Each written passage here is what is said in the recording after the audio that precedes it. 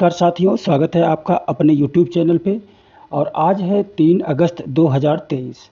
आपको पता है कि आज की तारीख से जितने भी इम्पॉर्टेंट फैक्ट होते हैं, क्वेश्चन होते हैं, उनको इस वीडियो में डिस्कस किया जाता है। तो आइए आज बढ़ते हैं पहले क्वेश्चन की तरफ।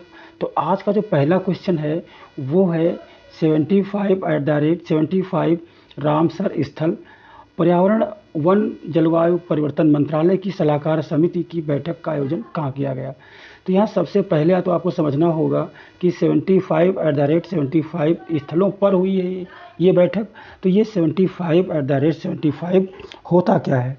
तो एक्चुअल में जो हमारा आज़ादी का, जो हमारे देश की आज़ादी का 75वां वर्ष मनाया जा रहा है और इसके दौरान 75 रामसर स्थलों को नामित किया गया है, जो अपने देश की सबसे बड़ी उपलब्धि है। और इसी चीज़ के ऊपर एक सलाहकार समिति की बैठक का आयोजन किया गया। वो आयोजन किया गया नई दिल्ली में 2 अगस्त 2023 को। और ये जो सलाहकार समिति है वो किसकी है? पर्यावरण वन एवं जलवायु परिवर्तन मंत्रालय की। तो ये है 75 भारतीय रामसर स्थल जो है उनका अगर नेटवर्क की हम बात करते हैं तो उनका जो नेटवर्क है तो लगभग वो 1.33 हेक्टेयर एरिया कवर करता है देश के अंदर। और जो देश के ज्ञात आर्द्रभूमि के दायरे का 8% से अधिक है। देश में जितने भी आर्द्रभूमि हैं उसका 8% से अधिक है जो 75 रामसर स्थल घोषित की गई हैं। अगर एशिया की बात करें तो भारत आर्द्रभूमि के मामले में ये एशिया में इसका दूसरा स्थान है, ठीक है। और उसके बाद अगर हम पूरी दुनिया की बात करते हैं तो दुनिया में 5वां स्थान है। मतलब अगर एशिया में है तो एशिया में कौन सा स्थान हो गया? सेकेंड। और वर्ल्ड में कौन सा स्थान हो गया? 5वां। तो इस प्रकार से एशिया में सेकेंड है और वर्ल्ड में 5वां है। और अपने यहाँ टोटल एरिया का 1.33 मिलियन हेक्टेयर कवर करता है।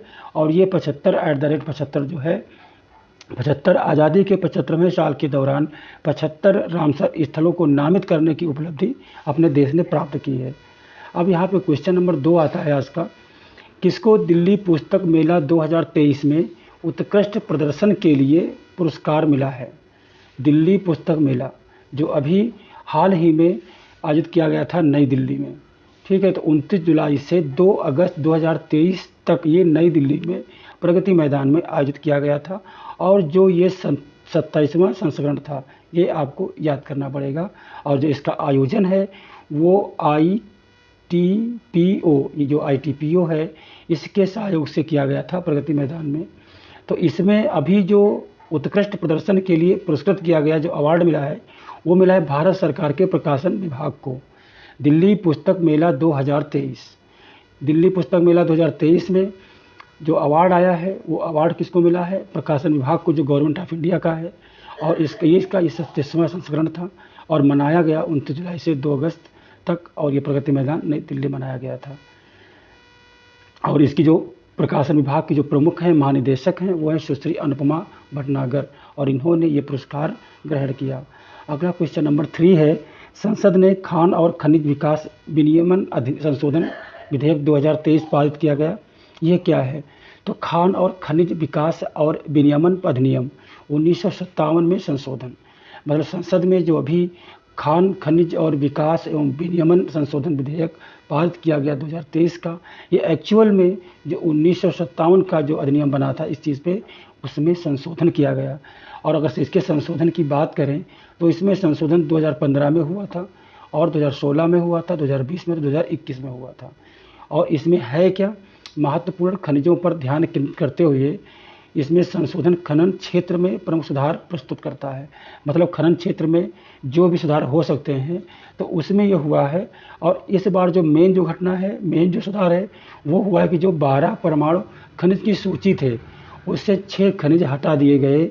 ये आपको ध्यान में रखना है, ठीक है। बाकी कब कब संशोधन हुआ उसकी चीज़ आप पढ़ लेना। फिर अगला क्वेश्चन आपका है। दूर संचार विभाग DOT देश में सभी ग्राम पंचायतों को ब्रॉडबैंड कनेक्टिविटी प्रदान करने के लिए किस परियोजना को लागू कर रहा है? यह हो रही है दूर संचार विभाग की, डिपार्टमेंट ऑफ टेलीकम्युनिकेशन। और इन्होंने अभी जो ग्राम पंचायतों में इंटरनेट चलाने के लिए भारत नेट परियोजना लागू किया है। और ये लागू हुई थी बहुत पहले। जिसका पहला चरण था वो दिसंबर 2017 में पूरा हो चुका है और इसमें इन्होंने 1 लाख गांव की पंचायतों को जोड़ा भी है।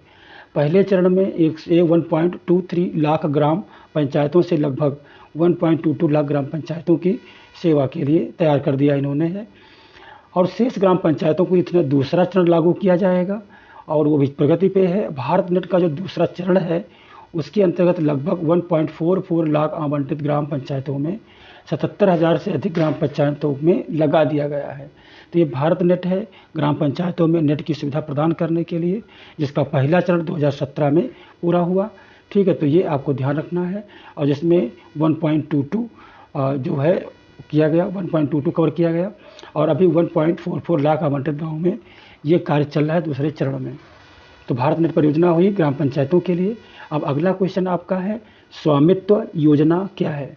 स्वामित्व योजना का जो पायलट चरण है वो 2020-21 में कार्यान्वयन किया गया था और 24 अप्रैल 2020 को इसको लॉन्च किया गया था। राष्ट्रीय स्तर पर 24 अप्रैल 2021 को इस योजना का शुभारंभ किया गया।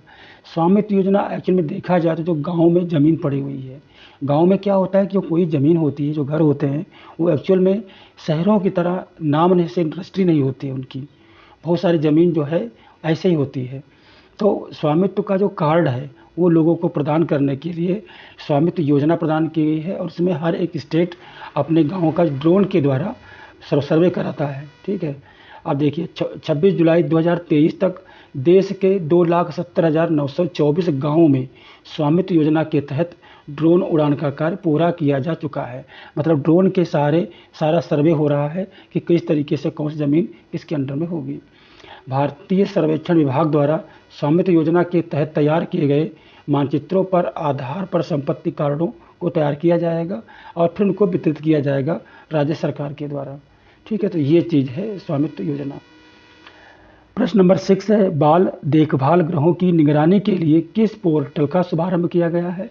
यहाँ बाल गृह की निगरानी के लिए, सर्वेक्षण के लिए एक पोर्टल का शुभारंभ किया गया है और वो पोर्टल है मासी पोर्टल। राष्ट्रीय बाल अधिकार संरक्षण आयोग, जैसे NCPCR बोला जाता है, इन्होंने क्या किया है, इस एक एप्लीकेशन विकसित किया है जिसमें ये बच्चों की निगरानी करेंगे। तो इस ऐप को विकसित करने का जो उद्देश्य है वो किशोर न्याय अधिनियम 2015-21 में संशोधन हुआ था इसके तहत एक प्रदान की गई है एक CCI। तो मतलब एक नियम, एक कानून है जिसमें निरीक्षण तंत्र को प्रभावी बनाना और कुशल बनाना है।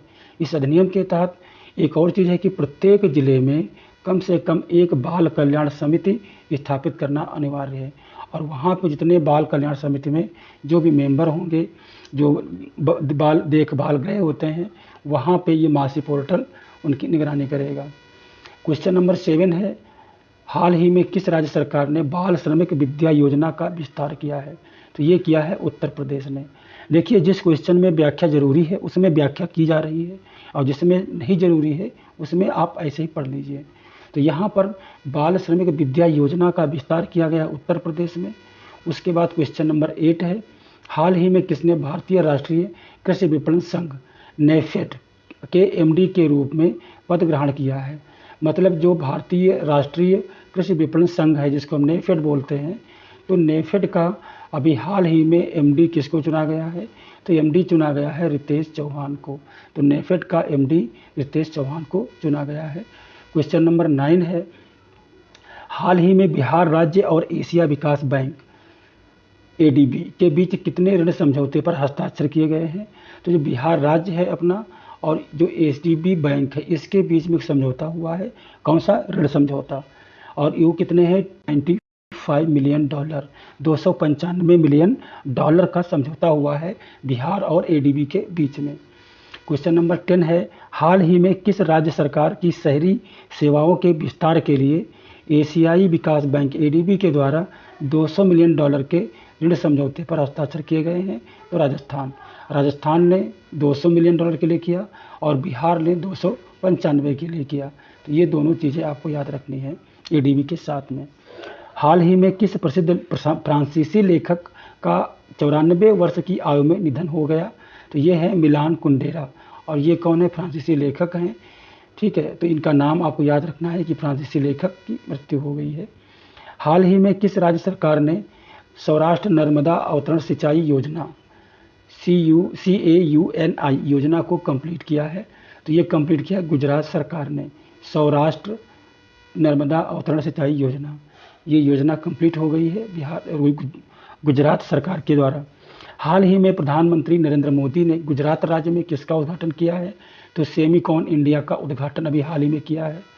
हाल ही में माइल्स फ्रैंकलिन साहित्य पुरस्कार 2023 किसको प्रदान किया गया है? तो ये प्रदान किया गया है शंकरी चंद्रन को प्रदान किया गया है। कौन सा? माइल्स फ्रैंकलिन साहित्य पुरस्कार 2023। तो इसमें आपको शंकरी चंद्रन का नाम याद रखना है। नेशनल स्टॉक एक्सचेंज NSE के नए MD और CEO के रूप में किसे नामित किया गया है?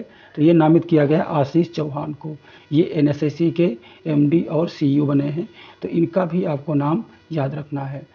शिल्प ग्राम योजना किस केंद्रीय मंत्रालय की एक पहल है? तो शिल्प ग्राम योजना अभी बहुत फेमस है इस समय। तो ये है केंद्रीय कपड़ा मंत्रालय के द्वारा, और जिसका उद्देश्य होगा कि जो कारीगर होते हैं उनकी आजीविका को, स्थायी आजीविका विकल्प को विकसित करना। इसका मतलब है जितने भी कपड़ा वाले कारीगर होते हैं, डिजाइन बनाते हैं, उसको काम करते हैं उसमें, उन सबको एक स्थायी जीविका मिल सके। योजना के तहत 8 शिल्प ग्रामों का चयन किया गया है, और वे तिरुपति, और इसमें ये 8 शहर को चुना गया। वो शहर कौन कौन से हैं? तिरुपति, वड़ज गुजरात में, नैनी उत्तर प्रदेश में, रघुराजपुर उड़ीसा में और अनेगुड़ी कर्नाटक में, महाबलीपुरम तमिलनाडु में, ताजगंज उत्तर प्रदेश में, आमेर राजस्थान में। इस शिल्प ग्राम योजना के अंतर्गत यूपी के 2 शहर चुने गए हैं, और जो है ताजगंज और नैनी। ये ताजगंज और नैनी, ये दोनों आपको याद रखने हैं कि शिल्प ग्राम योजना में नैनी और ताजगंज उत्तर प्रदेश से 2 शहर चुने गए हैं, जहां पर कारीगरों के लिए हस्तशिल्प को एक स्थायी आजीविका विकसित की जाएगी उनके लिए। क्वेश्चन नंबर 17 है, भारत ओमान संयुक्त सैन्य अभियान अल नजह का आयोजन स्थल किस राज्य में है? तो ये है राजस्थान में। भारत और ओमान के बीच में एक संयुक्त सैन्य अभ्यास होगा जिसका नाम है अल नजह। तो अल नजह का जो आयोजन है वो होगा राजस्थान में। भारतीय सेना और ओमान की शाही सेना हाल ही में भारत के राजस्थान में 13 दिवसीय संयुक्त सैन्य अभ्यास शुरू किया है, और भारत ओमान संयुक्त सैन्य अभ्यास अल नजह का ये 4था संस्करण है। इसका उद्देश्य आतंकवाद विरोधी क्षेत्रीय सुरक्षा और शांति स्थापना का संचालन करना। तो ये हो गया ओमान के साथ। अब क्वेश्चन नंबर 8 है, भारत में मंकी पॉक्स की स्थिति की निगरानी के लिए केंद्र द्वारा हाल ही में गठित टास्क फोर्स का प्रमुख कौन है? तो ये है VK पॉल। केंद्र सरकार ने भारत में मंकी पॉक्स की स्थिति पर नज़र रखने के लिए एक टास्क फोर्स की स्थापना की है। इसकी जो अध्यक्षता है वो नीति आयोग के सदस्य स्वास्थ्य वाले जो है देखते हैं, वो डॉक्टर VK पॉल कर रहे हैं। भारत में मंकी पॉक्स की स्थिति की निगरानी के लिए एक टास्क फोर्स गठित किया गया है, और उस टास्क फोर्स के जो अध्यक्ष हैं वो हैं VK पॉल, और ये हैं नीति आयोग के सदस्य। तो इतना आपको याद रखना है, ठीक है। और ये है आज का आखिरी क्वेश्चन, और मिलते हैं वीडियो के अगले पार्ट में अगले नए टॉपिक के साथ में। तब तक के लिए हंसते रहिए, खुश रहिए, और नए वीडियो तक जय हिंद, वंदे मातरम।